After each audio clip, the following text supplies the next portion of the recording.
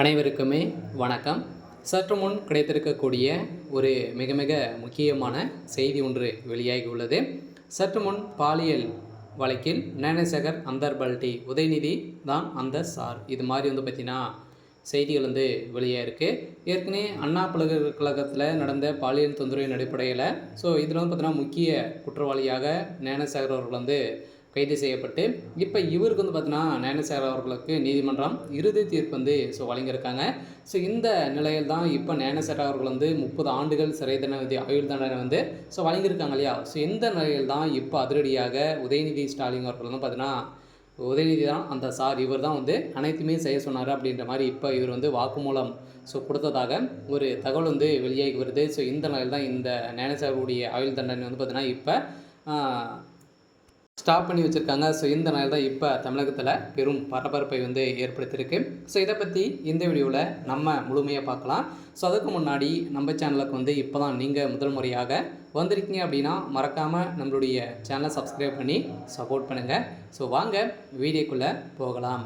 பார்த்தீங்கன்னா ஏற்கனவே அண்ணா பல்கலைக்கழகத்தில் நடந்த பாலியல் தொந்தரவின் அடிப்படையில் மாணவிகள் அனைவருமே கொடுத்த வாக்குமூலத்தின் அடிப்படையில் ஞானசேகர் அவர்கள் தான் குற்றவாளி என நிறுவனமாயிரு அவர் கைது செய்யப்பட்டார். இப்போ இவருக்கு நீதிமன்றம் இப்போ பார்த்தீங்கன்னா அவருடைய வழக்கில் நீதிமன்றம் இறுதி தீர்ப்பு வழங்கியிருக்காங்க இல்லையா.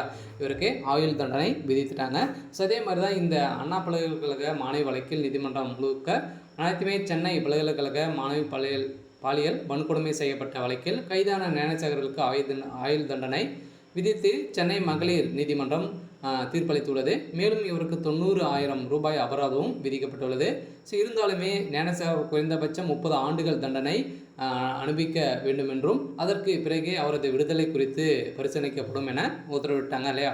இந்த நிலையில் இப்போ ஞானசேகர் அவர்கள் வாக்குமூலம் கொடுத்துருக்காரு. சொல்ல பார்த்தீங்கன்னா நான் எதுவுமே செய்யலை, அனைத்துமே அந்த சார் உதயநிதி தான் அப்படின்ற மாதிரி பார்த்தீங்கன்னா அவர் கத்தி கதறிய சம்பவம் பரபரப்பை ஏற்படுத்தியிருக்கு.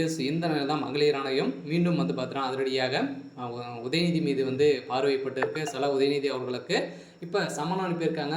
மீண்டும் பார்த்தீங்கன்னா உதயநிதி ஸ்டாலின் அவர்களும் இதில் சிக்க போகிறார். அதெல்லாம் உதயநிதிக்கு கதை முடிய போகுது. சில திமுகவில் இருக்கக்கூடிய முக்கிய புள்ளிகளும் சிக்க போகிறாங்க இல்லையா. திமுக சேர்ந்த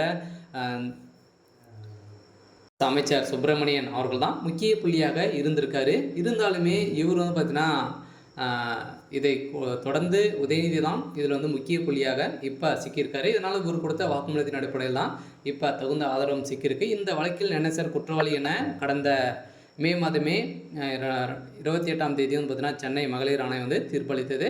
அதே தான் இப்போ ஜூன் 2ஆம் தேதி அவருக்கு பார்த்தீங்கன்னா திருப்பி வழங்கிட்டாங்க. இவருக்கு ஆயுள் தண்டனை விதித்து 30 ஆண்டுகள் குறைந்தபட்சம் வழங்கியிருக்காங்க. அதே மாதிரி தான் உதயநிதிக்கு இந்த வழக்கில் கதை முடிய போகுது. இவரும் சிக்கியிருக்காரு. சரி, ஓகே. இன்னைக்கான அப்டேட் பார்த்தீங்கன்னா இதுதான். மறக்காமல் நம்மளுடைய சேனலை சப்ஸ்கிரைப் பண்ணி சப்போர்ட் பண்ணுங்கள். தேங்க்யூ.